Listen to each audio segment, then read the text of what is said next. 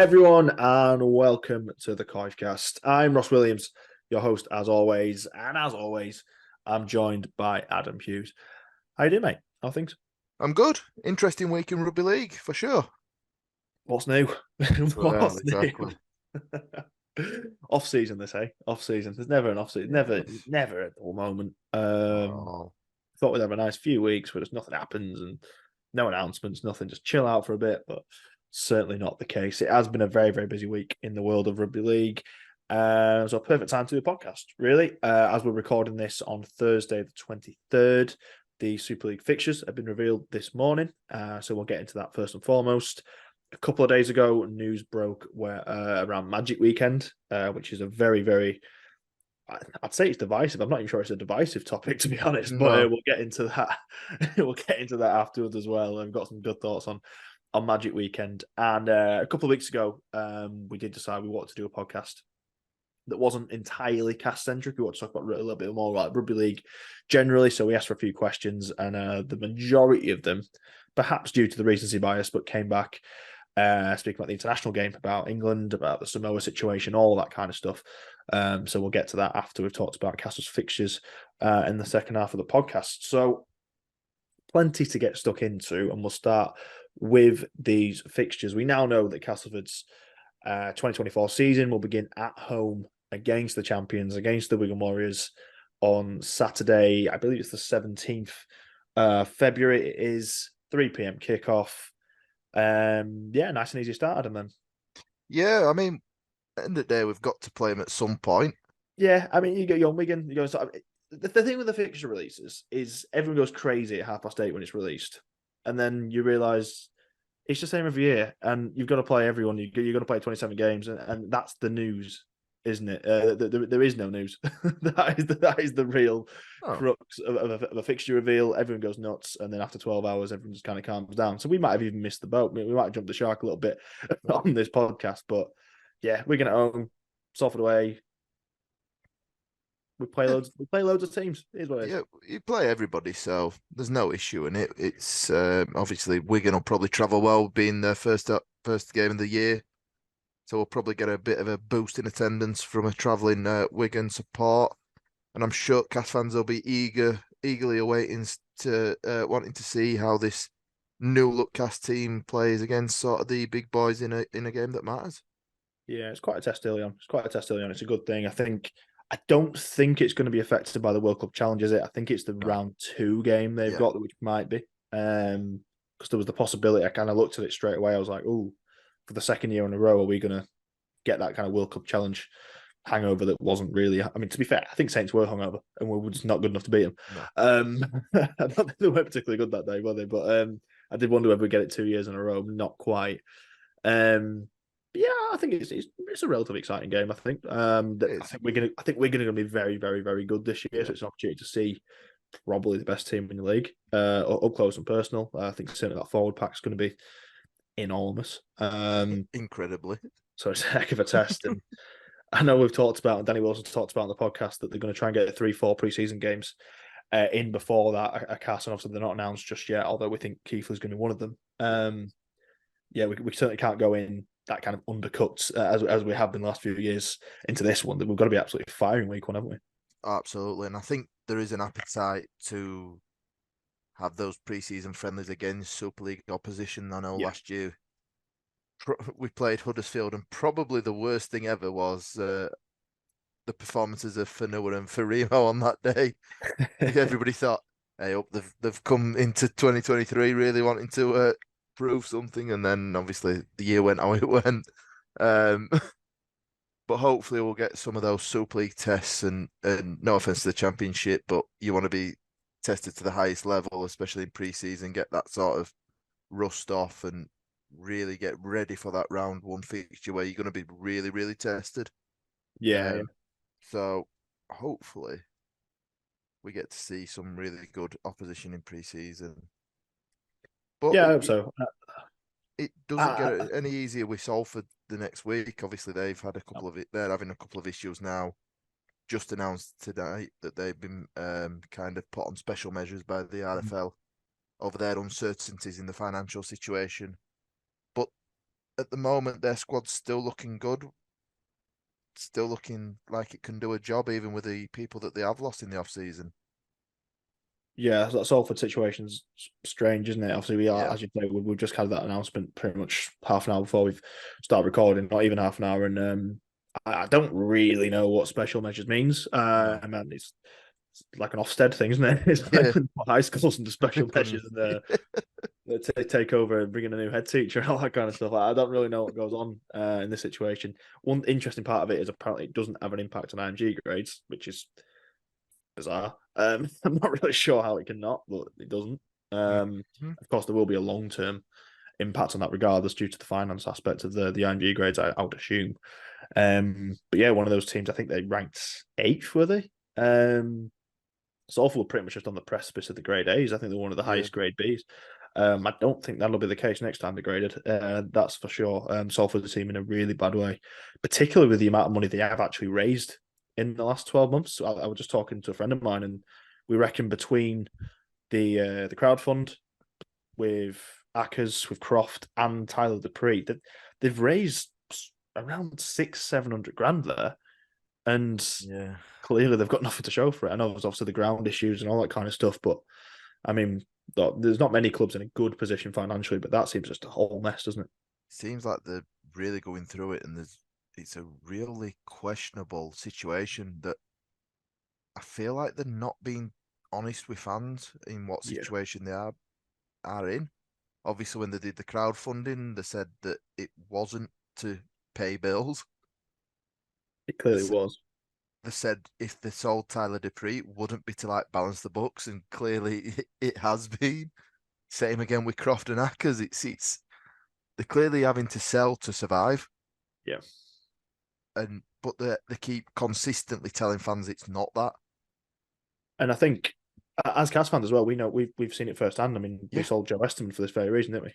Originally, we've been in the situation with Dal Clark's probably the same thing. Like we've yeah, sold players in order because we were literally on his ass essentially. mm, So we know how close to the fire they actually might be, and the fact that the RFL had to step in and for whatever. I don't like I said, I don't really know what happens when they do step in. I don't know if is it literally just a black mark against their name.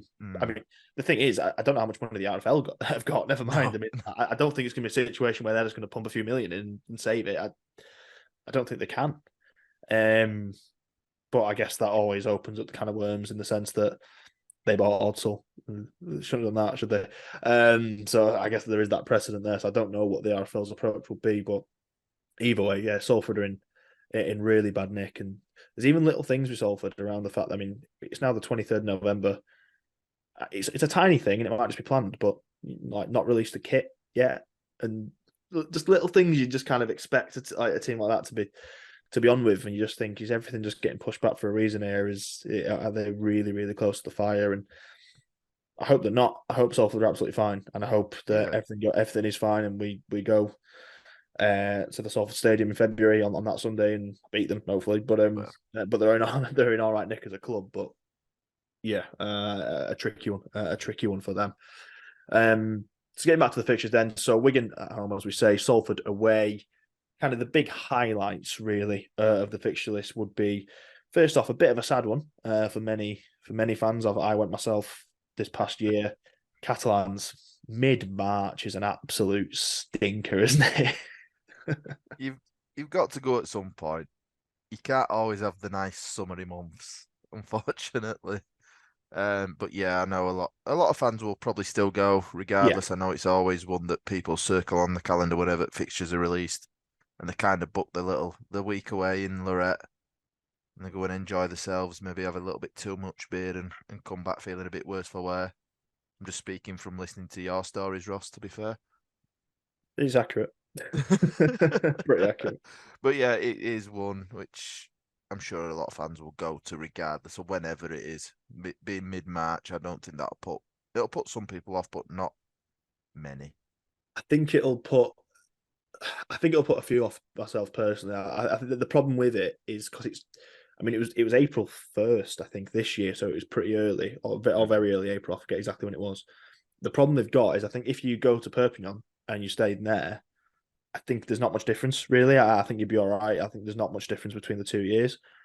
if you were to go to Lorette, which obviously probably half the cast fans do, if not more, I don't know how much is even open in March because obviously Yeah. it's a touristy place, and that's kind of the issue. When we went in April this year, some of the main bars and stuff, I mean, we were only just opening, we had just opened that week. And we were probably the first set of fans that had actually, like the Queen Vic pub, for example, is probably the hub, really, in Lorette, and where a lot of the rugby league fans congregate when they go over there. I'm sure fans of other clubs would do the same. I think we were the first set of fans this year to have actually been able to go there because it had not been open previously. So the fact it's mid March, I'll give you the exact date. 16th. It's the 16th, yeah. It's not great for the Red de Mar, to be honest with you. So I think those who go to Perpignan, that'd probably be the approach, and hopefully a few hundred go over there, but not the best. On field though, I mean the weather's less of a factor. You don't have to deal Yeah. with 40 degrees potentially, so never know. Hopefully. Might get one of our very rare wins over there. Yeah. It should be nice. It's always nice. Picking up a few away wins this year will be quite interesting and kind of vital to what we're wanting to do. Winning away, what's that? Exactly. Back in Wakefield, that happen. Well, Doesn't happen. Speaking of away days, another one, a new one to tick off. In fact, not the club, but at least the ground. Is London. A much better date for that one to an extent. Mid-July for that one, which on paper sounds very, very nice indeed. July 12th. The problem with that is we are the only team in the entire competition who's going to play London away on a Friday night, yeah. which It's an is interesting one, isn't it? That for me is the one that's a bit of a question mark in terms of every other club's going down on a weekend. We're a Friday night. yeah. Uh, I mean, Thinking about that. you could hang, you could maybe have some hope in the sense that that is in the second half of the season, and maybe that could change because, as we know, I mean, these fixtures have come out and they've got dates and times next to them. Yeah. It never works out that way. No. It never works out the way. I do think the first half of the season might be about right in terms of obviously how Sky are going to sort it out, and in terms of this new streaming service that is apparently coming in the new year. Yeah. But it did make a point in one of the statements I said today that after round 16, it kind of goes back to Sky for them to kind of pick games and things like that again. So could be a little bit of movement there potentially, particularly if they're having success on the other days that London are playing games, which presumably is going to be Saturday and Sunday, I would guess, if we're the only Friday game. So maybe that shifts, but I think a few will go down anyway. I'm seriously considering it going down for that Friday night. Obviously they're playing down at AFC Wimbledon now at Plough Lane, something a bit different, a good little ground as well. Hopefully if we're playing quite well at that point, obviously towards the back end of the year. If we've got a little bit of form going, if we are playing hopefully the exciting rugby we hope we can do, could be a nice little trip, and it's a good opportunity to probably make a weekend of it as well, isn't it? Oh yeah. That sort of weekend's the perfect one to travel down.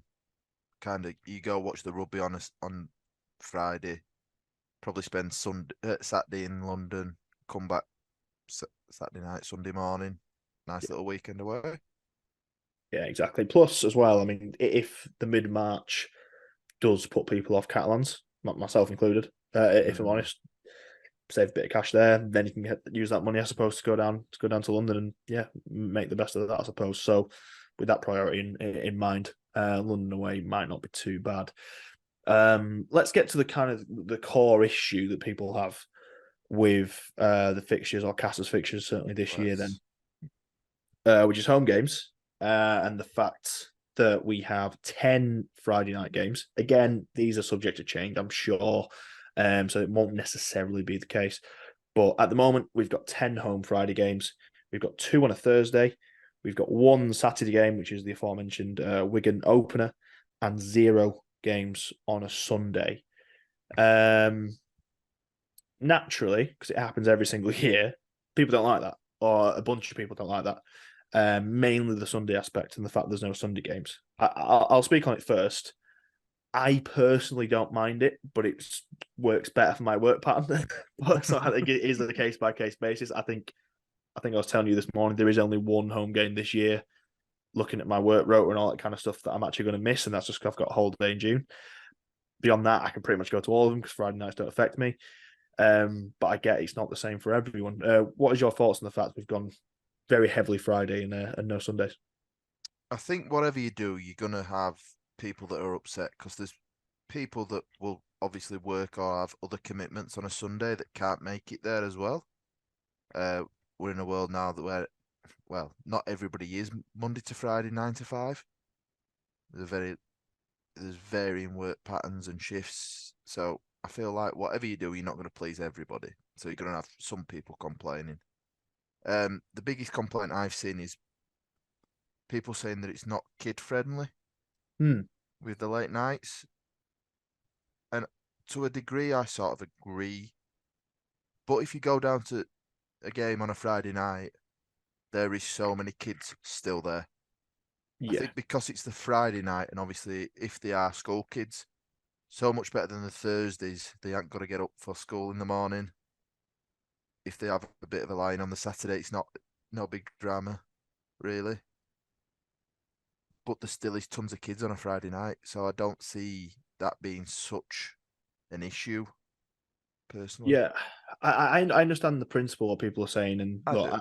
I'm speaking from an idea of I'm speaking from the privileged position of currently not having a child. Yeah, So I mean, so maybe I'm same. not. I mean, maybe I'd be a little different if I was a parent. I don't know, but yeah, I do agree with you to an extent. Again, you're not going to please everyone, as we said. No, I think Fridays are a damn sight better than Thursdays. We know yeah, that. In fact, there's only 2 Thursdays on there is good. Hopefully, not too many of them get shifted because we know that can happen. Friday is certainly better than that. As you say, it kind of takes the school dynamic out of it. I don't know. I mean, obviously, people have different parenting styles, and yeah, people don't want kids out after a certain hour, and that's fine. Personally, I remember going to an awful lot of Friday night games when I was a kid, and it never really affected me. We talk about, I mean, even that dreaded kind of Wakefield game way back in the day. That was a Friday night, I'm pretty sure, and I was 7, 8. I don't think it's a huge deal no, in terms of the kids aspect. Would you get more on a Sunday R3? Probably. I probably. think. I think you probably would get a few more, but it's that balancing act, isn't it? Of kind of that Friday night or Sunday afternoon, which seems to be the big decision that the club have to make every year. But personally, I think it's very telling that they make the decision every year, and the decision is we'll play 10 times on a Friday. I mean, Yeah. that's clearly the club are benefiting, aren't they? I feel like the switch in sort of the last 6, 7 years, probably even longer than that, is to move away from the Sunday R3. I feel like across the league, it's the appetite for a Sunday R3 kickoff is very, very minimal nowadays. Everybody wants those Friday nights, even potentially Saturdays. I know a lot of them is dictated by a lot of clubs. It's dictated by ground shares with football Yeah. clubs as well. Thinking sort of Wigan, Hull FC, Huddersfield. Certainly in terms of Saturday. Saturdays are a struggle, aren't they, sometimes, Yeah, yeah. and I know there's some sort of arguments about how long before the games they're allowed to use the pitch for, and thankfully we're not in those discussions or in Yeah. those sort of arguments. But yeah, it's I just feel like it's a very traditionalist view of rugby is a 3:30 Sunday afternoon game. It's Yeah. not anymore. It's moved past that so much. I mean, we did the math just before we start recording, didn't we? And again, yeah, traditionally it is, I suppose. But then again, I also saw a tweet today, and I forget who sent it in. I know he's a Cass fan, has been going down Waldemar for a very long time, and he made the point that although yes, during the kind of 80s, 90s, probably going to the noughties a little bit, Cass did play a half-free Sunday quite a lot. In the 70s, they played Friday night. Yeah, So it's a bit of a cycle, I guess. So we're now in a cycle where we are playing predominantly Fridays. In recent years, and that's what you got to base it on, it's a whole different league, it's a whole different sport to what it was even 10, 20 years ago. yeah, Yeah, we did the math beforehand, and we reckon since 2019, so 5 seasons now, and this obviously includes the 2024 schedule as well, there has been 7 half-free Sunday kickoffs in 5 seasons. So to say we traditionally today to say that's our slot is it's not true, is it? no, The club have clearly, and I know there's a Sky impact on this as well, but the club, for whatever reason it might be, and I'm not going to pretend to know, although we've got theories on it. We can talk about the theories of why.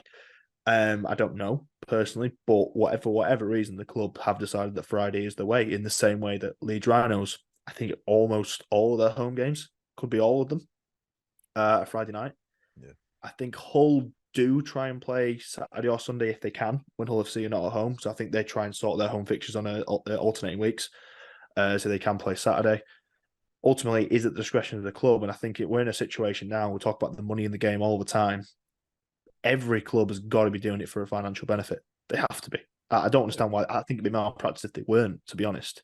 So, in my opinion, I know there's other factors as well in terms of turnarounds and things like that, and obviously Sky, as I said. But I'd love to hear hear from the club on this. But I would imagine the reason we play Friday night is because we earn more money from it. Got to Yeah. be that, isn't it? It's got to be. You look at probably hospitality. I know I saw somebody comment about the hospitality, and yes, it's not the greatest, but I bet it's full on a Friday night with businesses using it for sort of away days and kind of Yeah. nights out for the staff. I bet the beer sales are monumentally larger on a Friday night than they are on a Sunday afternoon. Yep. That's a factor as well. Yep. So, and it's about trying to squeeze as much money, which I know some fans will hear that comment and think that we're saying that Cas are just money grabbing. But essentially, the need to maximize profits, especially going into this IMG era, Yeah. where everything is scrutinized and all the finances are scrutinized, and you need to make sure that you're making a profit, need to make sure that you're sort of financially sound. I mean, we're seeing it with Salford. They're probably going to have repercussions from this sort of thing. Yeah. As a club like as Cas's size, and we know the issues around sort of investment. We're not kind of asking for people to come and invest, and we're not getting that money in. We're having Mm. to do a lot of it ourselves, and the club has been well run, and we have been making profits without that outside investment. So we need to continue to do that, and clearly the club has seen that playing on a Friday night is making that viable. Yeah, I saw. I found it interesting that some response was like they kind of didn't understand the Friday thing, and I think there was almost a reluctance from some people on like Facebook, for example, like, um, yeah, the Friday night thing being for money. I was like, well, in every other instance, the club are called club are called tight and frugal and however you want to call it, but way worse words than that, I would imagine. Yeah, But like in every other instance, the club are saying, "Oh, they do everything as cheap as possible and they try and save as much money as possible." But yeah, we started talking about Friday nights and they went, "Oh, it can't be that." yeah, Of course it is. I think of course it is. yeah, And like I said, I do think people understate the importance of hospitality as well, even our yeah, hospitality, even our corporate. Because yes, there's obviously the people who are literally paying for tables on a Friday night, and as you say, going to the bar every 2 minutes and kind of topping all that kind of stuff up. Obviously, it's a more expensive ticket. Naturally, you're getting maybe 10 a table or 8 a table, whatever it is as well. So you're getting 4 people through the door. But I think there's even wider elements of that as well. That's how you get your sponsors for the year, which is ultimately what's paying a lot of the bills. It's how you attract sponsors as yeah, well for the year after. exactly. And it's well, we know it, obviously it's written into the agreements of the sponsorships as well. Yeah, And you can probably get a bigger sponsor if you can say you've got a table or whatever for 10 Friday nights. It's more lucrative, isn't it? So I think there's a number of elements why Friday nights, from that point of view, are chosen. And I think someone made the point as well that the crowds will be bigger on Sunday. So would that kind of make the difference up? Maybe. Yeah, I think realistically Sunday could be a little bit bigger potentially in terms of crowds, depending on how we were playing, various things. But I don't think it'd be a drastic difference in the crowd. I think we did a bit of number crunching before we came on as well. It wouldn't be a drastic difference, I don't think. And also, you're kind of taking a punt then, aren't you?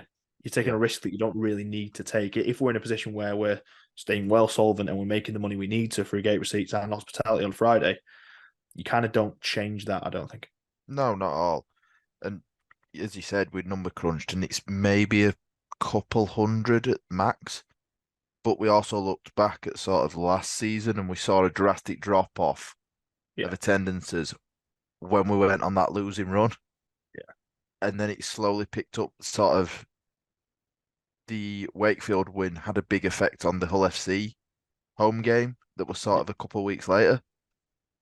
Obviously, we needed to win that game, but you're not telling me that feel good factor from the Wakefield win didn't pass over and people thought we'll go to that game.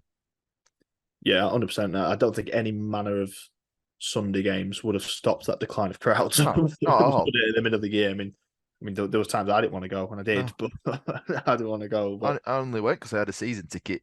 well, yeah. Most at times, I was like, well, I've paid for it, so I mean, we can talk about season tickets in a little bit if you want about a local rival of ours, a club near to our hearts in a way, in Wakefield. They've got some interesting season ticket strategy, which I actually mm, quite rate. To be fair, yeah. we'll discuss that in a sec. Um, but yeah, that's the thing as well. You can also let's just go on stay on season tickets. It makes sense. That's the thing. I mean, there's no drastic changes this year. Ultimately, as much as it's an outcry of a year, I looked at it and I know these changed a little bit, obviously due to Sky. But as I said, this season we're going 2 on Thursday, 10 on Friday, 1 on Saturday. Last year we announced 2 on Thursday, 10 on Friday, 1 on Sunday. So it's literally one difference. That's all it is for between 2024 and 2023. And that Sunday game wasn't a 3:30 anyway, because that was the first home game against Saints, which was a 1 o'clock kickoff, and that was due to Channel 4, where admittedly we did have a great crowd, but a number of factors why that was the case.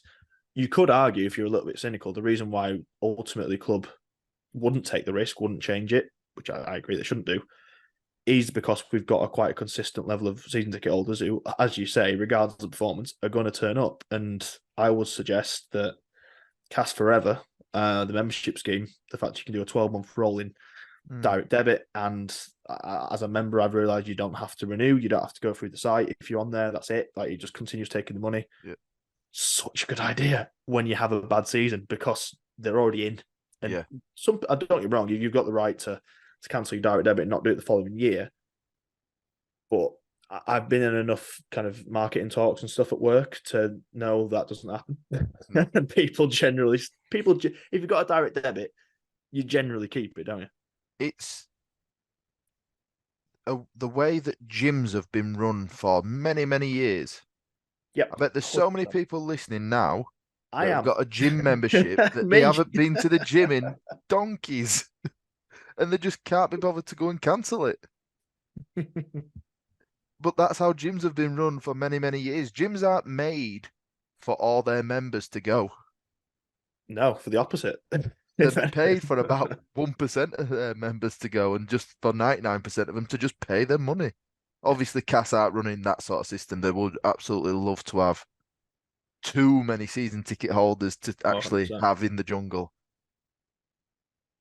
But one, as you It's a say, great scheme, though. It it's is a a great really good scheme to idea. just be able to leave it and it just be sorted.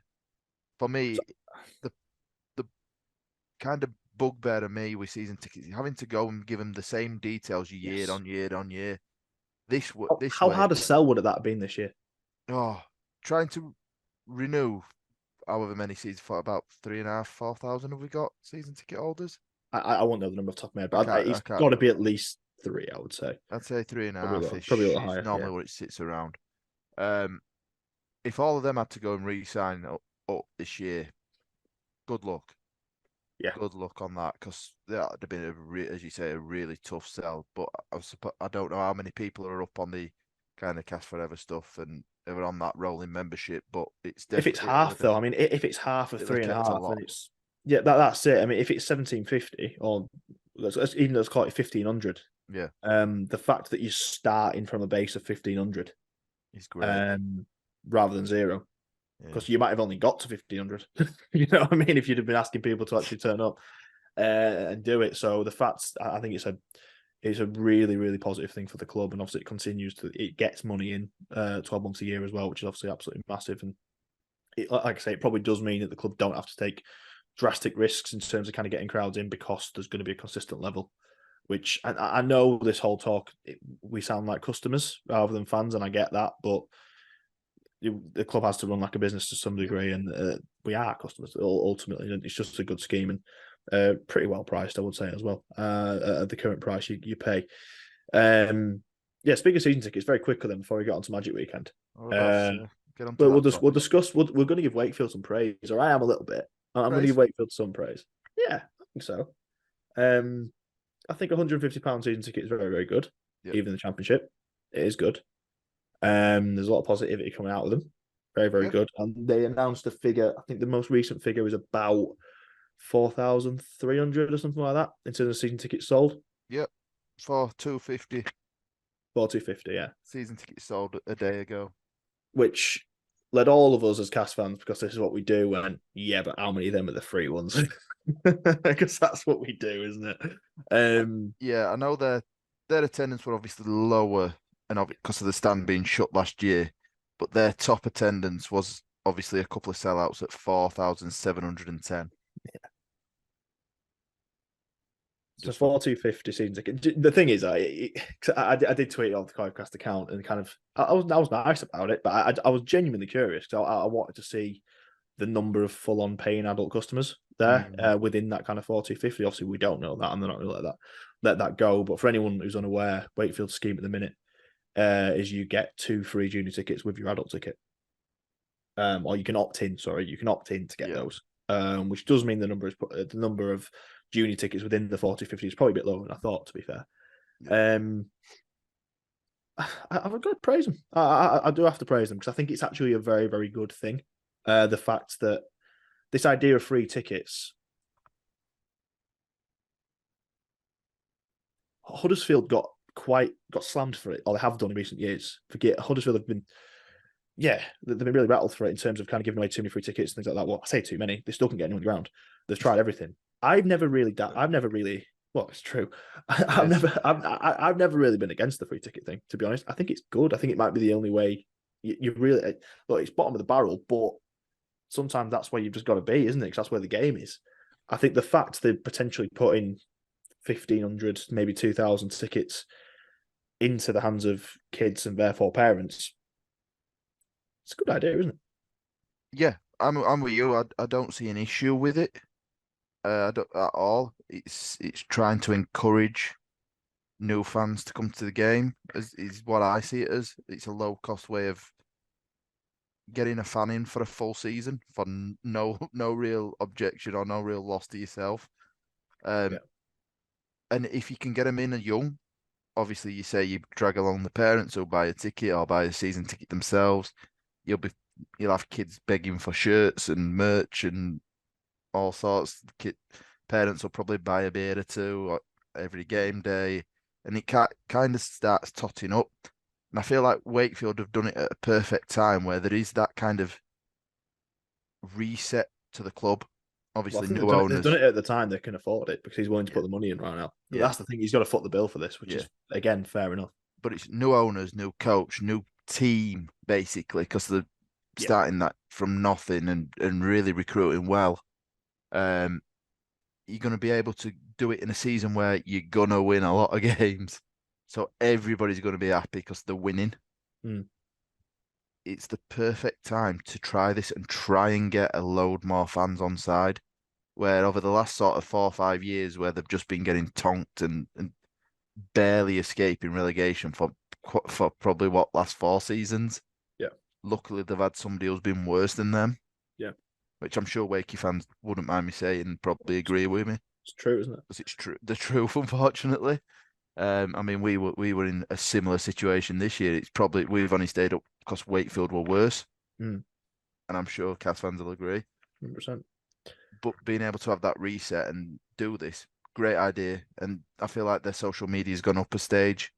That yeah. It's looking really good. They've got a lot of content on there and a lot of really nice looking graphics and videos. So I feel like that's a club that is really coming up.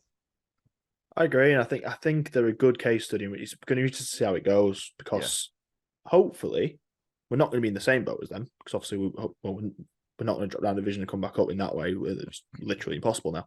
Oh, yeah. Certainly in that instance. But touch wood, and we're not going to talk about stadium. We'll do in January. We'll see, because there's a meeting, and we'll see what happens.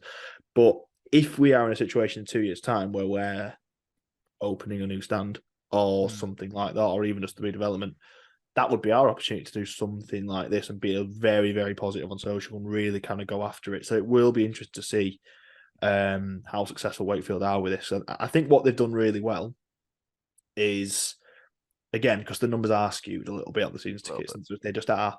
So it's easy to look at that and go, wow, they're probably going to get 5,000 season tickets by those things, if not more.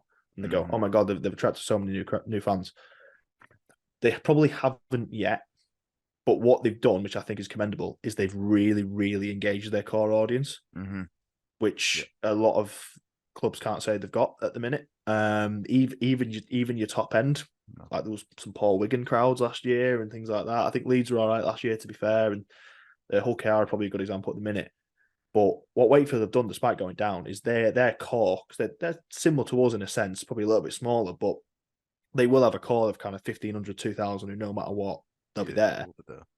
They've got them really infused and really kind of engaged in it. And I think that's and that's ultimately what these season ticket sales are. I think it's kind of 2.5, maybe 3,000 people who were very, very engaged, but they were probably going to go to the games anyway, or most of them. So what's going to be interesting with Wakefield is how much the actual crowd goes up on top of that number. Can they get to kind of 6,000, 7,000? Can they get to 8,000, 9,000? If they could do that, unbelievable, because they probably break some championship records in terms of attendances. But I think the proof will be in the pudding there. And rivalry aside and all that, genuinely hope it works for them.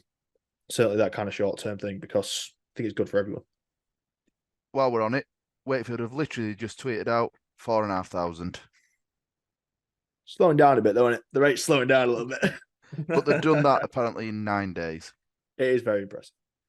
Like I say, regardless of who they are, regardless of how many kids, regardless of whatever, that's 4,500 people who've got a ticket in their hands for week one. So it's a matter of how many actually turn up, but more importantly, how many turn to the second one. I think they've got to give them something to, because that's the thing. Because they're going to win all the games pretty much at home. It's just if they play. I'm not going to name a team. I don't want to be disrespectful to anyone, but like if they then beat them 90-0, how many people turn at week 2? Some will. Some people love that. Others might not. So interesting to see how they kind of react to that. But yeah, genuinely fair play to Wakefield. As long as he's very much willing to foot the bill and not put them in a hole afterwards, credit to Matthew Ellis as well, I think. Absolutely. And he's a good example of people we probably need in rugby league at the minute. And I hope he's all he sets out to be. Right then. Magic weekend. Not so magic weekend, whatever you want to call it. We will play Huddersfield. That wasn't a surprise. That wasn't a surprise of the release, because that had been revealed pretty quietly, but that's just the way it works now. You play some, I don't know exactly how it works, but it's based on league position the previous year, so we knew we were going to play Huddersfield. We had the final game of the weekend on the Sunday, which is great. And we're playing at Ellen Road. Yes. What was your? I mean, it kind of got did get leaked, didn't it? It got leaked Monday ahead of the Tuesday release. What was your initial thought? Why? The first initial reaction, why Leeds? It's slap bang in the middle of the city where you've probably got you have got your most successful club. Yep. It's not a growth area, which is what I understood Magic Weekend was kind of conceived for, to grow the sport in these areas that haven't kind of got a huge presence at the moment. Yep. Ellen Road is not exactly the greatest stadium in terms of location within the city. So it's not in the city centre. It's in Beeston. Exactly. Yeah. So facilities wise, around it, I think there's a nice McDonald's across the road. I think there's a Subway. I think. Yes, there is. There's a Subway. Yes. I think there's a police station somewhere around there. Yeah. Not a million miles. There we go. So yeah. So you can have a Mackey's, can have a Subway, and then a night in Cells if you fancy. So it begged a few questions, and then you obviously start thinking about, well, and I know you've got it down as a note for us to go on. IMG are really not fans of this concept, are they? No. My initial reaction, Ellen Road, was it's cheap. Yep. Because that's what it is. It's cheap and it's easy. And it's just what the RFL could do without having to put much thought into it, because I don't think much thought has been put onto it on purpose, to be honest. I there's a genuine train of thought that it's been purposely diminished this year, which is just it's pathetic. It is what it is. It's genuinely petty and pathetic that the game is at this spot. But we've got this just tug of war with the game at the minute, which doesn't work. And it's not just on Magic Weekend; it's on a number of issues. But Magic Weekend is probably the most one you can kind of literally reach, hold, and grab. Because it's been documented in the last few months. I mean, IMG in one of their initial kind of presentations said that they wanted an event. They do want an event mid-season, this kind of thing. They want an event they can kind of really put the stamp on and sell.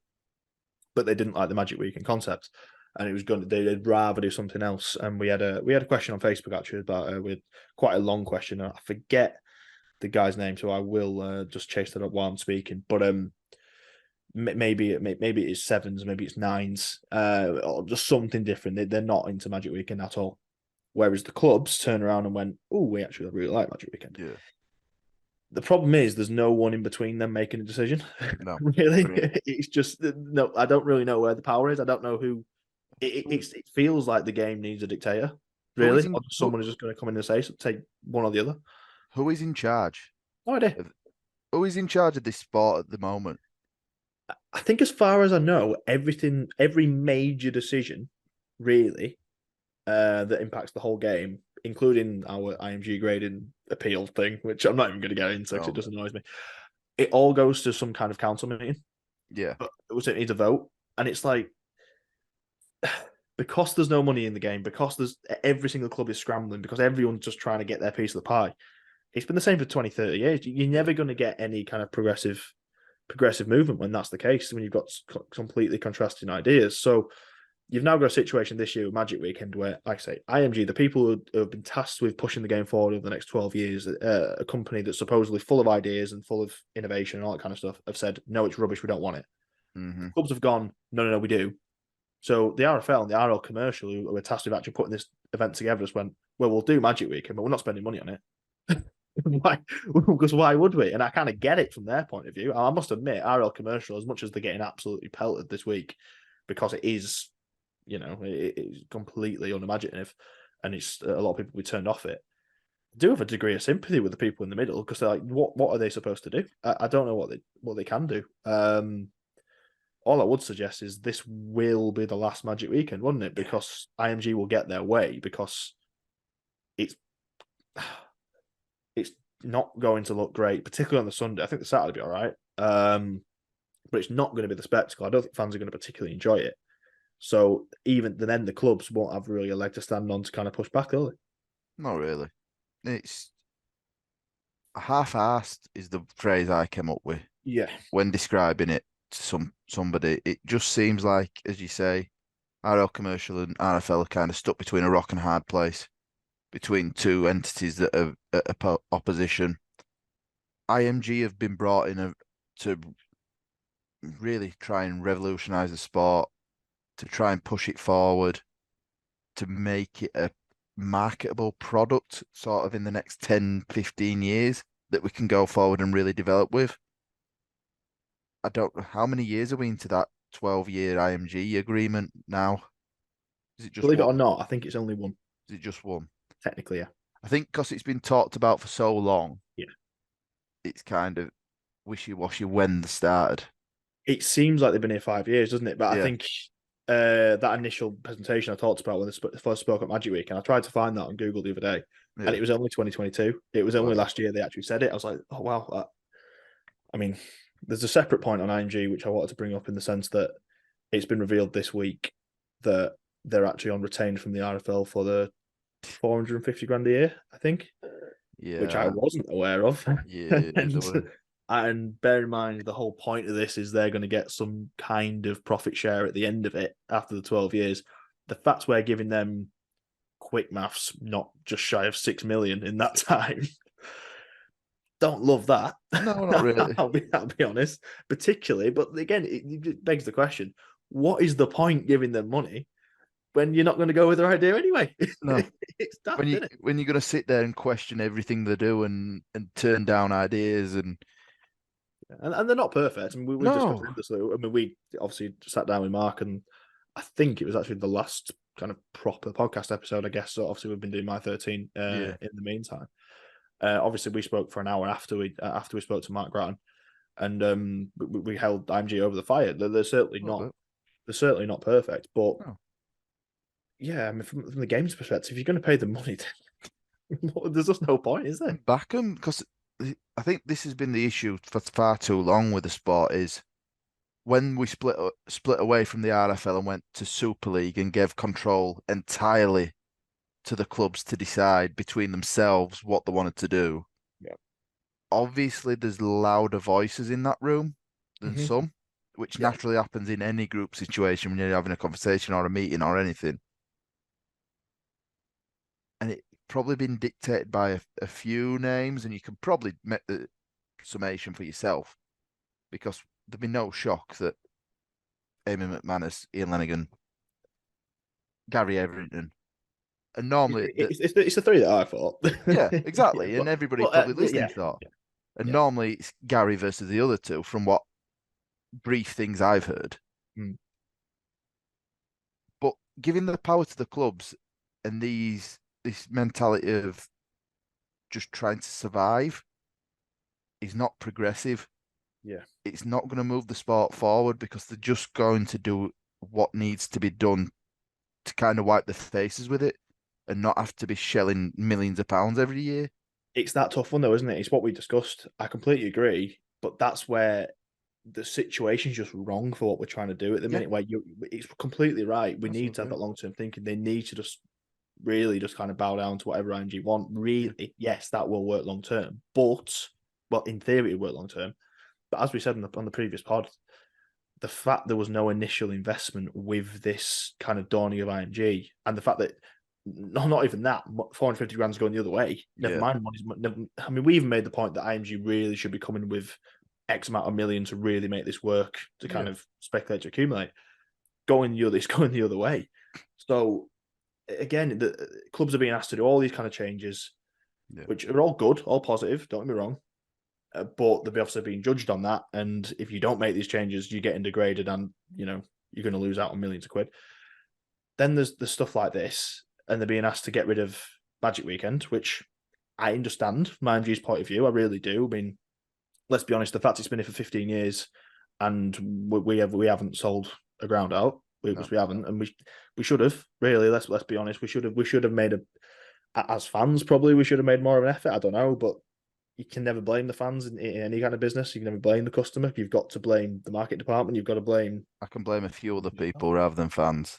Yeah, exactly. Definitely. So it's not been to say that Magic Weekend hasn't been a success is true, but it's not completely true. I think so. I think IMG are within their rights to do that. But yeah, but at the same time, clubs make money off it, and They do. fans are excited about it, and it's a driver of season ticket sales because you get half price, and Yeah. there's so many different factors. And without that initial money that came into the game a year ago, 2 years ago, you never want to have the begging ball out, but we need to. It's as simple as that. We're in a situation where we need that injection of cash, or we're in really, really serious trouble. So as much as I completely get it, particularly from championship clubs, I get a lot from championship fans. Sorry, when they're aiming at your Lenigans and McManus and saying, "Oh, it's ridiculous," but it's where it is. It's where it is. The club has to survive because the clubs have to survive. They've got to Yeah. operate as a business first. Because we're not the UFC.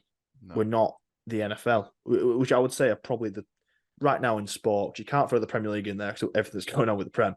So I think you'd probably say the UFC and NFL are maybe the two best performing kind of sport franchises up there. They're well up there anyway.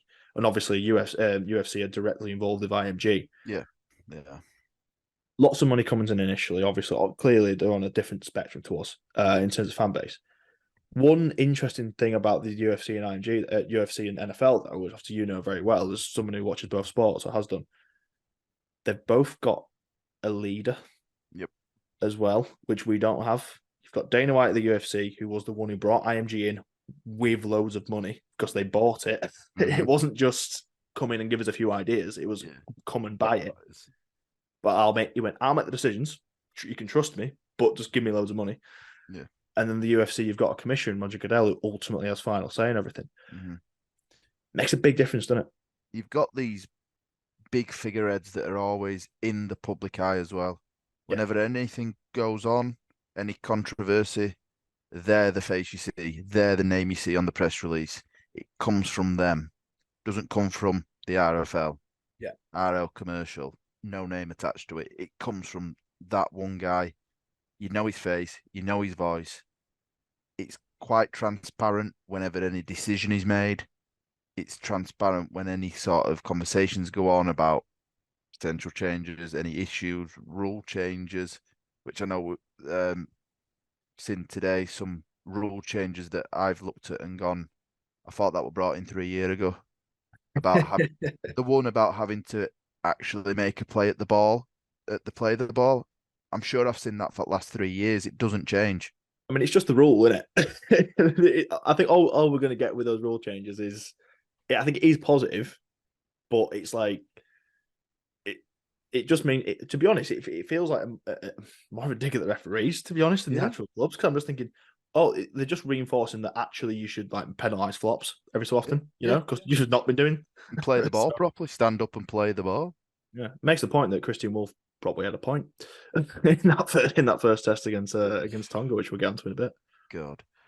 But yeah, it's having that figurehead and that's kind of notable leader Yeah, really does give fans somebody to sort of trust as well. And I yeah, feel like that's what's happened in rugby league is there is no trust from the fans in the no, RFL, IMG, because I feel like a lot of it's been done in the shadows. I agree. But I mean, one thing I would say, I mean, he's not the figurehead and shouldn't be because he's not in that role. But Robert Hicks went on 40/20 Live on Monday. Mm, I listened to initially the stream. I think the stream cut out, so I caught it the next morning.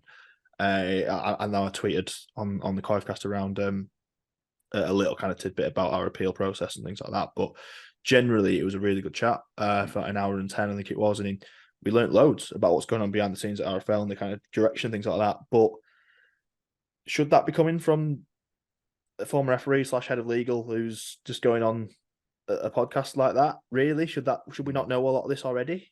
Like, and I completely can't fault Robert Hicks at all. I thought it was great, but it's just he's not the figurehead really, but he comes across like he should be, to be yeah, honest.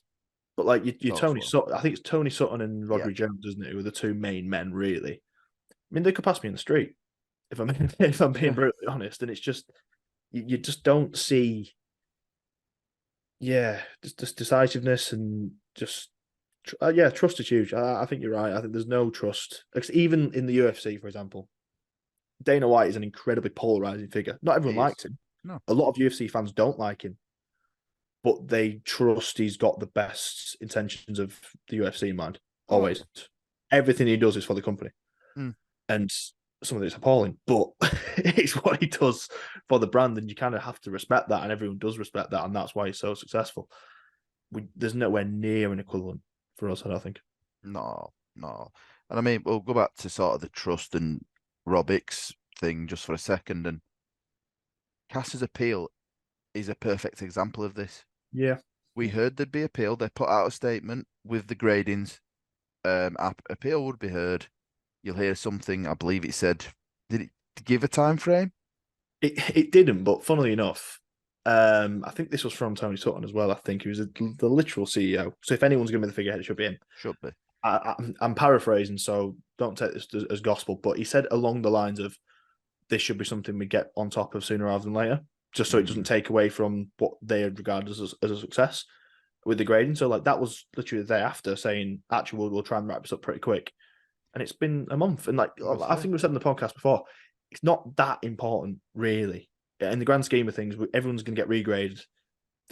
It's fine. A little kind of just correction would be all right, just to kind of appease some of the cast fans as well, who were really turned off that morning because of misinformation and all that kind of stuff from the club as well. Fair enough, as we said. Yeah.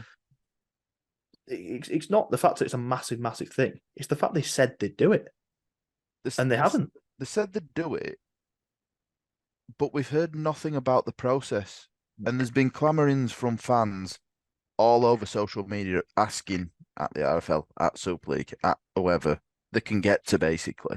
there's a listener, I believe he's called Matt. I apologize. I've spoken to you a couple of times. He's literally doing a day by day tracker at this point, which I've quite enjoyed. But if they'd have come out, say the week after, saying the process on Castlefords appeals going on, it needs to go to a board committee. Yeah. The meeting is X date. We'll have more information after that. Should I have had to have found that out via Robert Hicks on a podcast, which A month after the appeal went in. yeah, which I happen to be listening to. Yeah. I mean, I know it's got a decent listenership, 4020 Live, and obviously it's a good one, but still, and he only answered that question because it was a viewer question, I think. Exactly. So it's like, yeah, like until he come on and said that, there's just nothing official, nothing, no statement. It's just, it's yes, it is a little thing, but little things they pile up, don't they? Little things pile up and become a big thing. And I'm just saying that one statement that's maybe what 4 paragraphs, if that. Yeah. Literally, and would have taken anybody that can write a press release 10, 15 minutes to write and send to somebody, just say, can I bob this on? Just so people know. Would have stopped a lot of this bad kind of feeling around it. And we'd have been sat waiting for it rather than people going, when is it going to happen?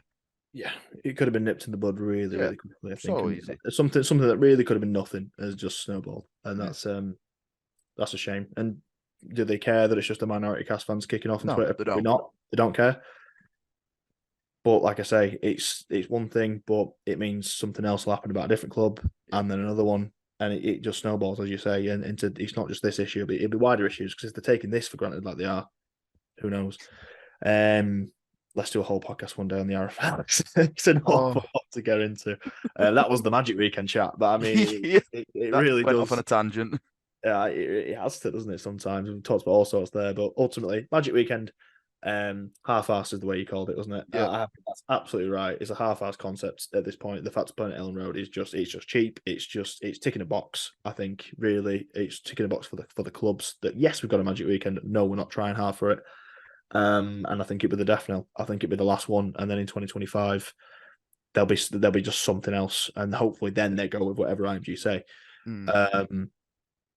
But yeah, it's another example I think of just we're just kind of on autopilot for 2024. I think that is what it kind of feels like. I mean, there's talk about a rebrand and stuff for 2025, as we've discussed. We need to do that, absolutely. But it just feels like the sport's just in a place until February 2025, and then we'll see where it goes. That's when we start again. Basically, it's February 2025. Once we've got this new grading system where we look at promotion relegations based on how well you are run, the facilities you are. Obviously, performances do come into that, but not as much as maybe some fans would like, and probably us being one of them, or a pair of those. But what will be interesting for me, just the last point on Magic, is how much marketing we will put into this weekend. Because I feel like the last couple of years has been a bit of a, again, half-assed effort in the marketing. I mean, really, has it ever been marketed properly? Probably not. I mean, again, we can do an hour on the RFL's marketing strategy because, well, we can probably do an hour on it, but it's non-existent, so we'll be doing a lot of waffling about it. What are we doing? What are we going to try and push this weekend? I can't see it myself. I mean, one thing that, just final point on this, in terms of the marketing of it, it just shows how it was just a hitbox, in my opinion. They've released it on Tuesday. It was clearly planned to be Tuesday. Yep. The fact that some journalists just leak it on a Friday on a Monday is hilarious. By the way, I'm not going to name the journalist, but we all know it is. It just says it just in conversation, which is brilliant, as if he's not been told or heard it. But regardless, but clearly there was a plan. It was always going to be planned to be released on Tuesday, but it's literally just a social post and maybe a slight press release. There's no press conference. That's you should have a media event. You should have the captains of all 12 teams there, and this absolutely blew my mind when I realised if you want to go to Magic Weekend next year, Adam, I'll tell you where to buy tickets from, but you can't yet. Tickets are not currently on sale. You're serious? I hadn't even spotted that. Tickets aren't on sale. Tickets weren't on sale on Tuesday. I still think they're not on sale. Cass put a statement out or an advert that day because obviously it's tied into the membership. And the way Cass had to word it was, if you get a membership, 50% off Magic Weekend tickets when they go on sale. Tickets are not on sale currently. I don't think the time of the games are released yet. We know with the third game. I don't know actually when. And It baffles boggles the me. mind, doesn't it? It absolutely boggles the mind. And this is a professional sport, apparently, Supposedly, yeah. that wants to continue being a professional sport. Yeah. This, Shall we move on to England? please come on, because we'll slam that as well. We'll slam I mean, International Rugby League as well, because that's been an absolute farce this winter as well. I'm sorry if anyone from the RFL or our commercial listens to this. It won't be I what it hope they looks. are listening because they deserve it. But genuinely, we didn't know we'd go on this kind of tangent. But the next thing on our agenda is genuinely in front of me. It's written: Samoa bailed on England. What should be done? Um, because I mean, how farcical is that? More farcical, maybe even than Magic Weekend tickets not being on sale yet and not knowing exactly when the games are being played. We were of the belief for the last 6 months that following what was going to be a successful or unsuccessful, whichever way you view it, at least a 3-match test series against Tonga this autumn. I went to the final game, enjoyed myself. Thought it was a good game, to be fair. Thought it was a good final test and decent atmosphere as well. But we'll get on to how it could have been better. We've been under the assumption that the Samoans are coming over in 2024, which Apparently. makes perfect sense because how the World Cup semi-final went. There's narratives you can draw from that. There's a redemption angle, the fact that they beat us in Golden Point, all that kind of stuff. Perfect sense. First time Samoa will be coming over for a test series, much like Tonga. Perfect. Absolutely great.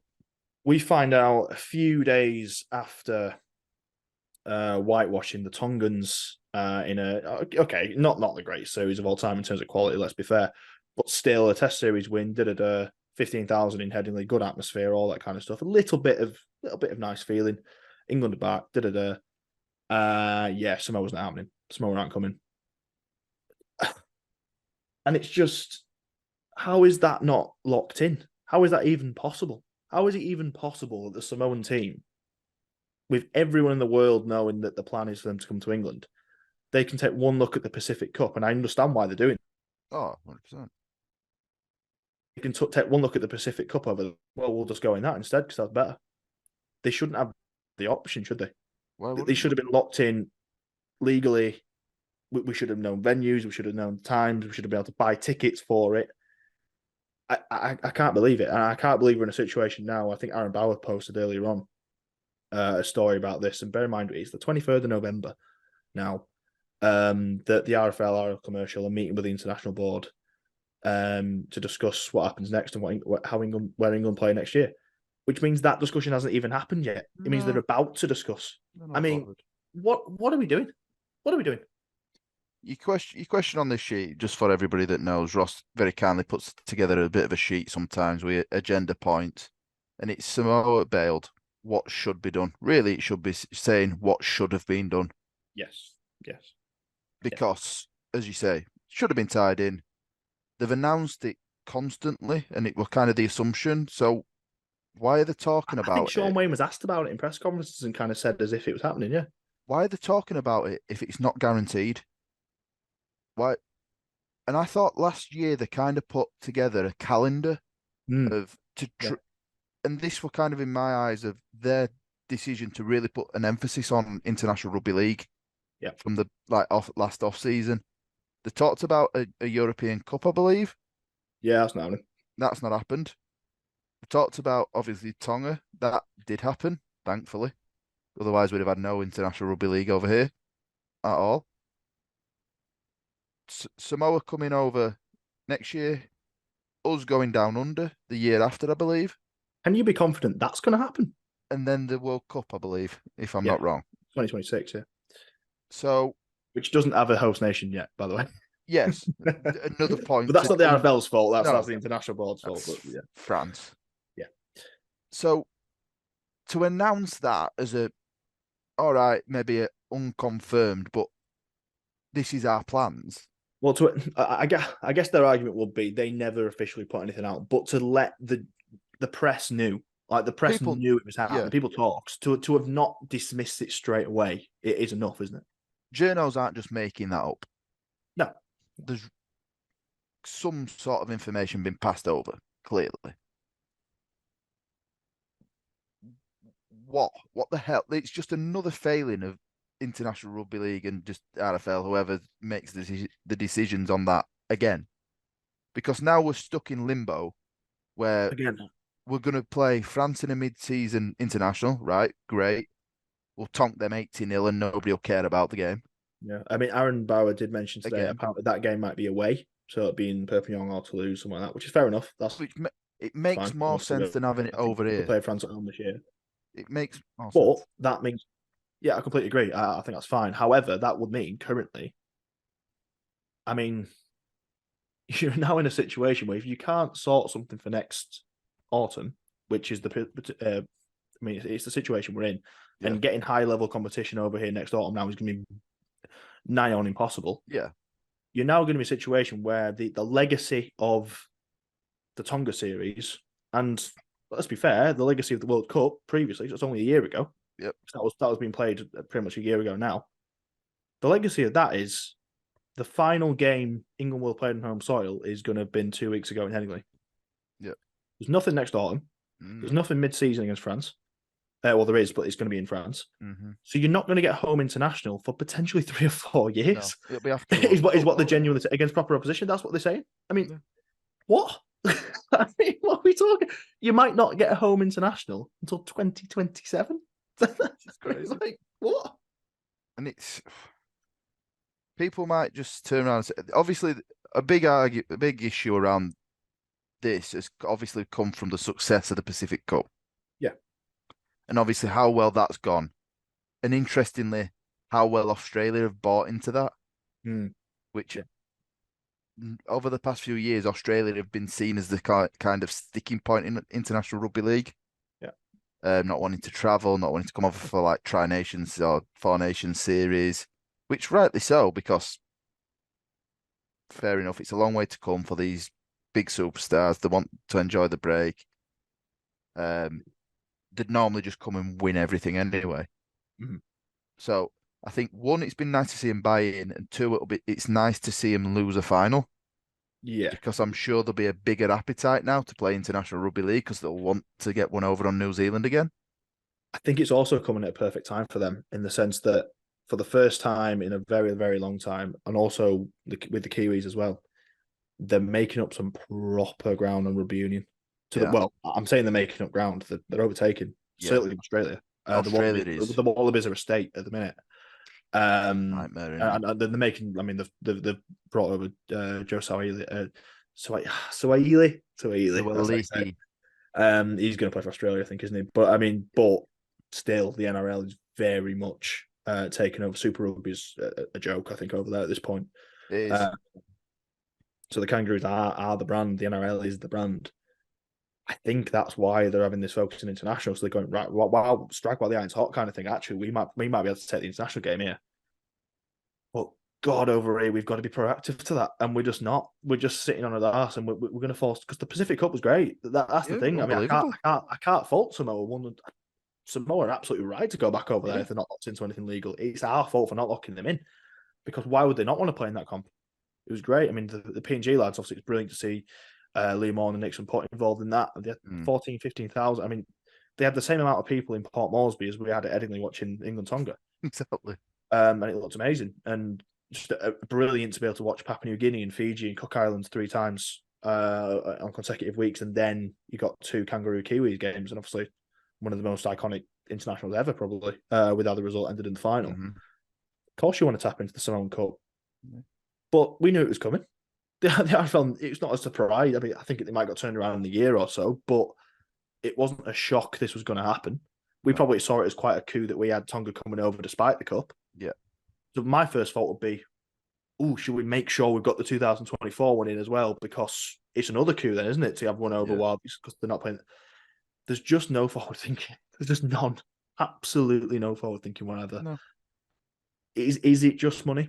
Is it literally that we're just that skint we can't do it? I mean, there was talk about, economy flights of, like your Burgesses coming over and stuff like that, and your Aussie lads coming over on economy flights rather than business. And is it that? Is that the real difference? I don't know, but it's just malpractice of the international game. I think it really is, and it's such a shame as well because they are doing a good job with the wheelchair and they are doing a good job with the women's. and I Yeah. don't understand why that's not crossing over to the men's running game. I really don't. I mean, a crucial thing that I kind of passed a lot of people by as well, I think, is we've just had this historic, because it is historic, because Tonga coming over the 3-game series.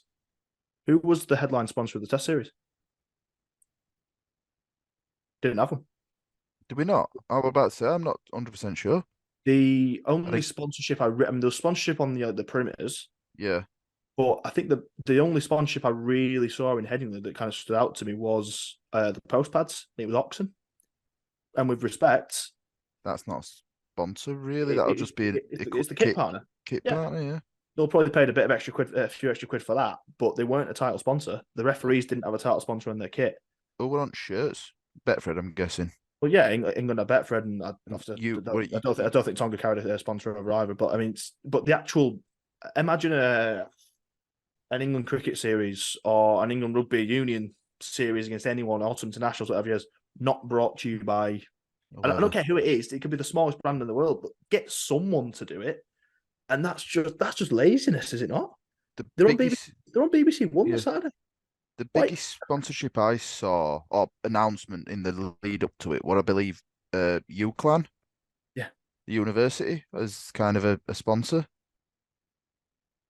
And I they were. mean, I think previously they had. I think they've previously had links with other rugby league clubs as well. So it's not really a no, but forward-thinking one. I for an mean, international rugby league team to be sponsored by a university, not a big one.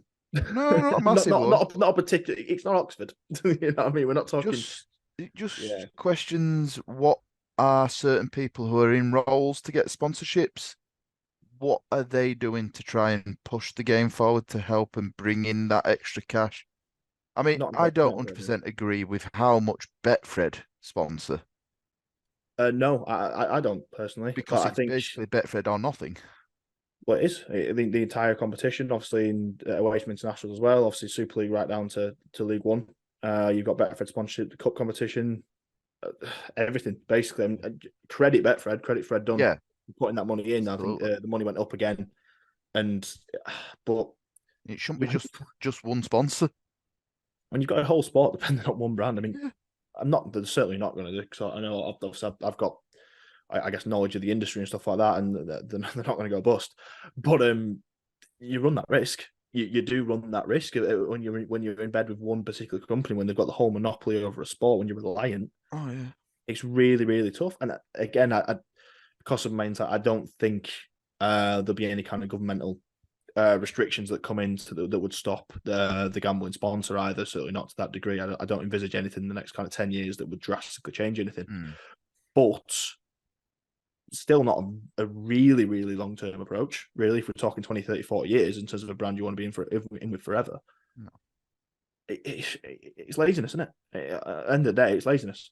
I know the game's not got tons of eyeballs on it and loads of pull, I guess, but that's where you've got again. It's what I'm talking about being not being proactive. There's no proactivity of getting it out there. Fair enough, brands might not be coming to you. You've got to go the other way. Yeah. You have to go the other way and say, actually, no, we're on BBC One at 2:30 here, and there's not much else going on, and this is going to get some decent eyeballs here. And you can also have the wheelchair team, who are incredibly inclusive, probably the most inclusive, Yeah. probably the most inclusive international team in the world, and they're really good and they're full of character. Also going to be on BBC.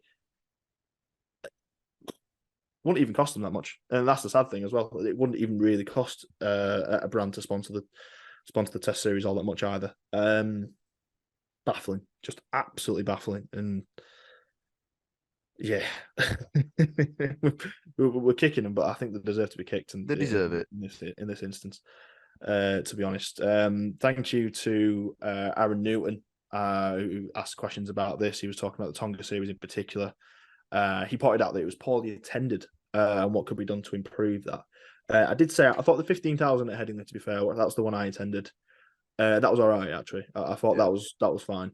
South Stand was, if anything, it seemed a bit overfull. To be honest, when we went in, we kind of stood in the aisles and stuff to start with. I think having looked at the pictures on the other side, I just don't think it had been stewarded correctly, and actually there was a bit of gap in the gaps to the sides, but it felt really full. To be honest, I think that was quite good at Headingley. St. Helens, I think, was about 11, 12,000, something like that, maybe 13. So not going to blow your socks off, but I mean, you're picking a ground like St Helens, you're not going to get millions anyway because it's what it is. I guess the real disappointing one was Huddersfield, wasn't it? Yeah. The middle test, damn horrible day. Don't get me wrong, but ultimately for an international game, you should be selling tickets before the day anyway, so the weather Yep. shouldn't impact it. And again, it's just one of those decisions where it's like Huddersfield is what is it 10 miles up the road from Leeds, Yep. and they're the week after each other. And I mean, I'll be honest. Me and my dad wanted to go to one of these test matches, want to see England, want to see Tonga, want to see the Sippy Tower, all that kind of stuff. Realistically, a lot of fans were going to choose one or the other, and you choose Headingley every single day of the week if you're from Yorkshire. So why did Huddersfield have a test? If you're going to go to a game that's during a three-test series, the best game in that three-test series, if it goes that way, is the game 3 decider. Yes, You want that passion because everybody's gunning for that win. And what's the best game in the state of origin every single year? it's always game 3 if it gets there. Game 3 if it gets there. But Because I would say game 2 has that do or die yeah, situation as well, doesn't it? it does. But it's Huddersfield. It's also in a town where Huddersfield Giants don't get the best attendance. This is what I'm saying, though. I'm not. I'm agreeing with you there. I'm just Yeah, I saying know. that it shouldn't be at Huddersfield. Is my No, point. shouldn't be. It should have been somewhere else. And historically, in these 3-game tests, I remember New Zealand coming over. Did they play at was that one at Emirates or was that one at Wembley? It was in London. I know we've taken an international game to Emirates. That was In the semi-final against Samoa. what? That's the one. Yeah. That's, Oh, but I know, sorry. We played New Zealand at the London Stadium. no, at the London Stadium, right? Yeah, we did. I know it was in London somewhere. Yeah, I think that was 2018 or 19. I Yeah, forget, but we did. Yeah, I think we played maybe the first or second test at yeah, the London Stadium. Yeah, yeah. So they have kind of one in Lancashire, one in Yorkshire, and then one elsewhere. anywhere else, Anywhere literally, else put where it you can anywhere else. appeal to somebody else and not the same people over and over again. Yeah. Because you get your Wigan, Saints, Lee, Salford fans who go to Lancashire one, Cass, Wakey, Huddersfield, Leeds, go to the Yorkshire one, and then if you want to have a bit of a trip out and go experience a new stadium, you go to the one that's on kind of on tour. Yep. And you kind of appeal to some other demographic and other market. I talk about market. This series was marketed terribly. I had mates come to me and go on like the game day of the first game, and they turn around to me going, I didn't even know England were on until half time, and I just flicking over on channels, and the big rugby fans, And they live here, and they live in Cass. It's Yeah. not like they live in Timbuktu and they haven't got access to internet and live under a rock. I did go to work that week before the third test in Leeds, and I walked down Wellington Street, and I did see one 6-foot billboard. So, Was that week of? yeah, it wasn't there the week before. And wasn't there week they, before? they only paid for it for that week. So they decided to pay for it the week of Sorry, the game. it might have been the week before the Huddersfield game, so just while it was in Yorkshire. They Right. didn't have it there before the Saints game, that's for sure. Why are they not pushing this 6 months before? Why are they not hammering England content over and over again with the multitude of players that are in this country that you can put in England top that you know will play? The England captain plays at Warrington. Yep. Where are the offices of the RFL? I'm assuming they're around there. The Manchester. Oh, the Manchester, the Etihad campus, are they? Yeah, Etihad campus. Not a million miles away. No. Go down Well, to the for training one ground. thing, I mean, we know because obviously Andy Last was telling us Yeah. as a fan base, the England team and the England group were probably meeting up more than ever last year. They were having quite regular, They're fairly regular at meetings. least monthly. I think they were meeting up, which means someone could go and take some content. Why are we not getting that content? Why are we not hammering week in, week out that there's this England series coming on social media? Get it. To be fair, I didn't even hear it really mentioned on Sky. Obviously, I understand international games got BBC, but it wasn't mentioned. It wasn't mentioned. Why are we waiting until the end of the grand final to talk about the international game that's coming up like a week and a half later? It's just an oversight, isn't it? And So panicking. it's always just the sixth, seventh, eighth thing we think about, and it's just oh, it's here. Oh, all right. The planning in rugby league is dreadful when it comes to sort of marketing. It is the thing, particularly in the international game. I mean, generally, yeah, of course. I mean, I know. I mean, I saw your face when I mentioned the Magic Weekend thing earlier, and I've not seen you as shocked on this podcast. I had to hold back. I could have really gone off on that. I've gone and looked, and yeah, the tickets aren't on sale. And the press release came from Leeds United, not the RFL or Super League.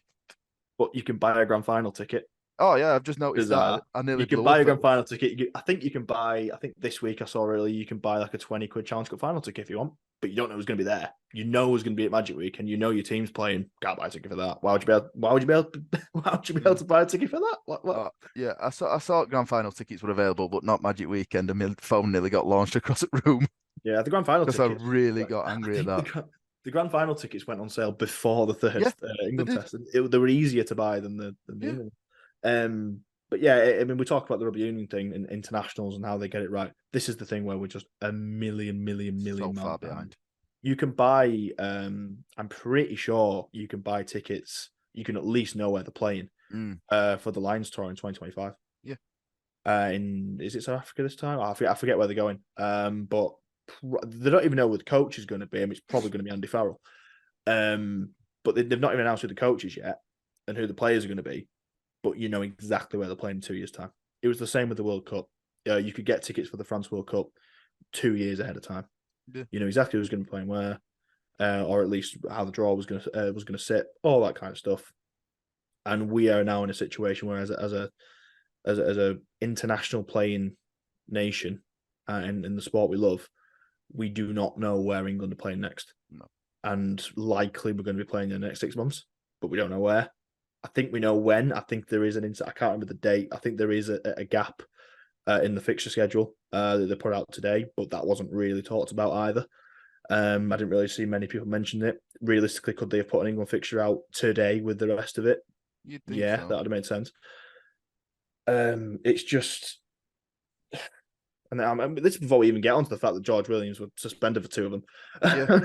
It's just constantly shooting themselves in the foot, constantly. Maddening, absolutely maddening.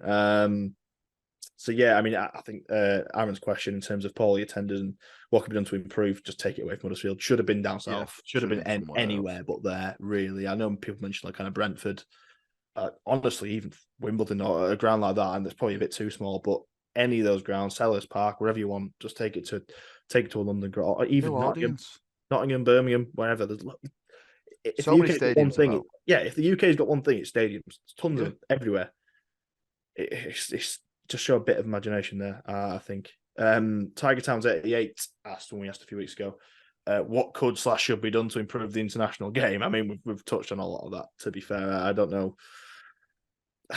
I don't really know the answer beyond the initial thing should just be, it seemed we had a calendar until 2026. If we've got a calendar and the people are going to say we've got a calendar, for the love of God, lock that calendar in and make sure that calendar can't change, because clearly it can. Clearly it's a flexible calendar, which is no good to anybody. So you need at least a 5-year plan and know where the game's going to be. It's the absolute bog standard, which every other sport gets right, and we just see it as a stop bother, basically. Calendar. Just get a calendar right and the rest of it look after itself, I think. But that's just basics, isn't it? It's just square one. You've just got to get a calendar right. A slightly different question we got was from Jack Westmoreland, which is just on a slightly different topic, but he asked which kind of nation, Pacific nation, I assume, would benefit most from an NRL team, and whether we should look at something similar in the UK. In terms of looking at something similar in the UK, I think we're a long, long way off that in terms of bringing in that word expansion, I guess. I mean, people Dublin or whatever it might be, I think we're 10, 20, 30 years from just dropping a team somewhere from an expansion team and starting from scratch. We need an awful lot more money to be doing that, and I think we need to look after ourselves first and foremost, to be honest. And I know people don't like hearing that, but we do. In terms of nation that benefit most from the NRL team, I think it's I don't know if he's worded it like a leading question, but I wonder how many people who listen actually understand the situation at the minute where PNG are probably going to get a team, aren't they? Yeah. In the next 2-3 years. Yeah. And it seems like it's going that way. The appetite at Port Moresby seems to be huge for rugby league. I know it was very well attended when England Knights went over there a few years ago. Yeah. We saw this year with the Pacific Cup. I don't quite know what the second tier one was called. It's still Pacific Cup, but Pacific Bowl, I want to say. bowls. That was well attended and got an incredible reaction. And I mean, the people in PNG seem rugby league mad and absolutely love these rugby league stars and hold them in the highest regard. Just look at Liam Orn's Instagram story the last month or so. Exactly. Amazing. So there's the there's a huge appetite there, and I feel like if they're going to grow it, that's the nation to grow it in. I feel like Tonga and Samoa would be lost a little bit, mainly because if you're going to bring in the Tongans and Samoans that play in this international team, a lot of them are just Australians that have got If they whisper it, but they're all from relation. Sydney. Yeah. Yeah. Whereas the Papua New Guineans Yeah. are from Papua New Guinea. Yeah. They have a connection to the nation and a real passion. Obviously, you see the Sipitao and these kind of war dancers before Yeah. international games from the Samoans and the Tongans, and they do have a lot of pride. Talking to sort of the Samoans that have been at CAS and stuff, they do hold a lot of pride and Oh, definitely. passion Yeah. for They've got Samoa, pride and Tonga, heritage. Yeah. yeah, in their sort of heritage and stuff. And but I don't know if it translate into a team as much. That's the thing. It's not dismissing the heritage by any means. It's just No, logistically doesn't it make sense? It probably doesn't. I mean, I listened to the Buy Round podcast with James Graham, and if anyone doesn't listen to that, if you're a rugby league fan, you absolutely should. It's brilliant. It's the second best rugby league podcast in my opinion. No, it might just have the jump on us, I think. a little But bit. we'll get there. We'll get Yeah, there. But no, the Buy Round podcast is fantastic. He's been doing roundtable debates recently with Jason Demetriou and a bunch of journalists and players and that kind of thing. And they were talking about this exact subject, actually, Jack. And they were talking about the Samoans and Tongans within the NRL. And they made the point that I think currently, and again, this is not verbatim, it's around this kind of figure. I think in the NRL currently in kind of top 30s, I think there's only 17 in the entire NRL that are actually kind of born and bred from the islands, from the Pacific. Where it proves your point, a lot of them are born Australian first and foremost with Samoan Tongan heritage. As you say, PNG a little bit different. PNG a little bit different. Not all from Port Moresby, not all no, got that heritage, but a lot do. Nixon Putt, for example, will be a good example. And obviously, a number have come over here in the past and played over in England. It makes the most sense, I think, of the island nations. And again, for those who don't really know the ins and outs of this, the real reasons why it's happening is they're getting about $60 million yeah, to do it because the Australian government really want to get pally with Papua New Guinea yeah. before Papua New Guinea signed loads of agreements with China. It's basically it's mad, isn't it? But like Yeah, it's crazy. the 18th NRL club is basically going to be a massive political pawn in like the genuine like global geopolitics. It's Yeah, yeah, Papua New Guinea is for an island nation is actually quite big, yeah. really in that part of the world, and it's not a million miles away from China. It is between China and Australia, so it's like I assume it's kind of trade routes or whatever it might be. It's quite a crucial place. So Australia really want to get the population on board, I think. So yeah, I think ultimately money's going to talk there, and the NRL will go, yeah, okay, we'll have them. There's been discussions whether they're going to be based in Cairns, which is obviously I think the nearest city Yeah, in Northern Australia, or actually based in Port Moresby. For me, I think they might as well just do the whole thing and base it in Port Moresby if they can. yeah, It's just, it's not. I mean, in terms of a nation, generally there's elements of it that are third world. For example, it's not Australia, in kind of infrastructure and things like that. So I think there is concerns in terms of the players they could attract and various things. But you've got to start somewhere, and if anyone's going to embrace an NRL team, by God, the Papua New Guineans would. I 100%. mean, you're gonna get some crowds. Put it that way. So yeah. As a rugby league fan, as someone who watches a bit of the NRL, I'm all for it. I'm all for it, and I think there has been a bit of a bit of debate over this whether the Papua New Guinean team would be predominantly Papua New Guinea. And I think there was a bit of concern from some fans who don't know the ins and Yeah, outs that like, does that mean that Lachlan Lamb and Liam Horn and Nixon Putt and everyone's going to go back over and play is it going to be the national team basically? I don't believe it is. It'll just be a team based in Papua yeah, New Guinea, and they'll probably have more Papua New Guineans than the other teams. but it's just the teams based there. It's not necessarily going to be a team through Papua New Guineans because realistically, if you threw the Papua New Guinea national side in the NRL, they'd come bottom, and they just would, and that's what it is. Yeah, So it would be just a franchise based there, but pretty exciting, I think. I definitely think there'll be a desire to make it majority of Papua New Yeah, Guinean players, because that will only make the international team stronger, playing week in, week out against these top stars and these top teams within the NRL. yeah, In Rugby Union, Super Rugby, obviously they did something similar.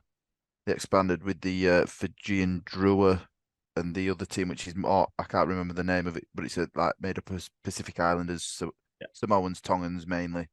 And the big hope in that was to improve the international game, especially for Samoa, Tonga, Fiji.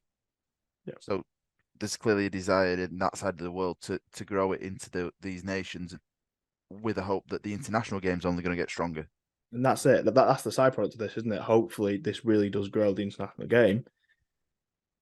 And like you say, you just hope that they've listened to the last 45 minutes and and England are happy that they can actually get on those coattails and actually get involved before we are left far too far behind. I mean, we have to go one of two ways. We have to really embed ourselves with the Pacific nations, with Australia, Yeah. with New Zealand, get involved in some kind of competition, or at least get regular games sorted. The other approach, which is a lot more painful, but a lot more long term, is you really invest in Europe and you really invest in Ireland, Scotland, Wales, France, Italy. You probably throw Lebanon in there as well, although obviously they'll be mostly Australian based. Greece, various other teams, and you really start to grow that because no growth's been done there. Let's be No. honest. They're not really tried, as you said. There was meant to be a European Cup, which would have probably had the England Knights or whatever, or they're similar. Playing Scotland and Wales, that just disappeared. Just didn't happen. Um, so yeah, I mean, the other approach is you really try and grow the English game and try and create a Six Nations, and it might take 20, 30 years. You know what I mean? So it's tough, but it's a tough situation. But there are definitely little things that they just need to get right instantly, or it's just a car crash, isn't it? There's so much we need to do domestically within sort of Europe before we even look Yeah, Pacific wise, because it's a crime that sort of Wales, Ireland, Scotland, Italy, sort of those nations only basically play every 4 years when a World Cup rocks round. yeah, and then you wonder why they don't win a game. Yeah, So, of because course they're not. if they've got a proper competition, even if it's a European Cup, a Six Nations, however you want to kind of brand it or kind of put it together, Yeah, you'll get you'll get the fringe England players moving over to these nations because they play more regular rugby. yeah. So they're going to be a better team for it if they're playing more regular, because And that's it. And you can obviously take the Australian approach of regarding them as a tier two, tier three nation, so they can play for dual yeah, nationalities. I think that's fine. You absolutely. allow that to happen while they grow, don't you? Yeah. And that only grows the sport and grows that as a product anyway, because you're going to get better quality of rugby league. I Yeah. mean, I remember when it was, I mean, he's played for three nations now, but Tyson Frizzell played for Wales Yeah. when they were playing more regular rugby. I believe it were in a Four Nations, I want to say, when Wales qualified for It was it. early. It might have even been World Cup, to be fair. It might have been 2013. It was a It long was a time long ago. time ago. It might have been the World Cup 2013, yeah. But like Lachlan Coote played for Scotland. Yeah, Like, there's multiple examples of NRL players showing they'll real come across. willingness, or good players showing. Luke Keary came over to play for Ireland in the World Cup this year. Exactly. Potential. I heard. I think it was on 4020. I was listening to about that, and it was probably at personal cost to Luke Keary to come over and do that. He wasn't earning any money for it, but just wanted to. He had Irish grandparents, whatever it might be, or Irish heritage, and wanted to represent them with those colours. And that there is that's still there. You know, what I mean, Yeah, the people want to represent the families and their ancestry and they all that do. kind of stuff. Just give them an opportunity, give Yeah. them something they can latch onto, and they will. And this is the thing, we'll end up with those bigger Australian names. Yes, they might be towards the end of the career, potentially. Yeah, Might be looking for a job over in England to kind of finish their career off, but it'll help them get their visa if they're playing international rugby yeah, as yeah. well. That's a good point. That's a good point. So we might be able to attract some more stars or some more up and coming players if there's some younger guys that want to represent kind of their heritage or have moved over to Australia and born in Scotland, Ireland, Wales. You I would never know. absolutely, as well as particularly in the state rugby unions I'd be reaching out to rugby union players Absolutely. in those kind of Celtic nations where it's massive. I mean, Ireland I know they're not the world champions, but the right up there is probably one of the great, well, probably top two in the world at the minute in terms of a rugby playing nation. Like, they can't all play for the first 15, can they? No, So like the fringe players of even rugby union, give exactly. them opportunity. And if you're looking at expansion within rugby league, especially within Super League, Yep. take the international game is the easiest one to Yeah. gauge appetite. 100%. Take these European Cups, Six Nation games, go and play them in Dublin, go and Yeah. play them in Edinburgh, Yeah. go and play them in Cardiff. And do you know what? This is where patience comes in as well. I don't care if only 2,000 turn up, go No, back. I don't care if only 3,000 continue. turn up the next year. It's improvement. You keep Yeah, going. You can't just. We was too quick to just do yeah, something twice and then go, oh, that's not worked. yeah. No, because you can't build an No, international sport basically from ground up in 2 years. You can't do it. It takes 10, 15, 20. Tonga were nowhere. Tonga were nothing 20 years ago. no, no, And they've done exactly this, what we're talking about. exactly. It wasn't until you Jason Tom Lowe's of the world went, actually, no, do you know what? I am going to represent my heritage. The Feeters were one of the two, Yeah, one of the first to really do it. And it was massive. And look where it is now. huge. Look where it is now. The Simone Cup's massive. And it The Pacific Cup, sorry, is massive. and it doesn't need us going to. And when we say go to Cardiff, go to Dublin, go to Glasgow, we're not talking about going to Aviva Stadium. We're No, not no. talking about going to Millennium Stadium or whatever it's called nowadays. Go to these clubs that will have decent stadiums. There is rugby union teams in that area that will have a smaller stadium Mhm. that will be able to be filled and look nice on TV. Yeah. Because I feel like doing the games is one thing, showing them to a bigger audience on TV is the Yeah. other. You need to get the buy-in from people sat at home as And that, well. the thing is as well, particularly in the UK. I mean, you go obviously, like you say, whether it be Glasgow, Dublin, wherever it might be, Cardiff, or even if it's Swansea or wherever it might be. Yeah, Any of these cities we're never at. They've got skyboxes. 100%. They see Super League. They're not. It's not like they've never seen that sport that's like on main event every week. Exactly. You know what I mean? It's like people are They'll have aware of. flicked it I don't on. watch it every week, but they're aware of it. They'll have And seen it.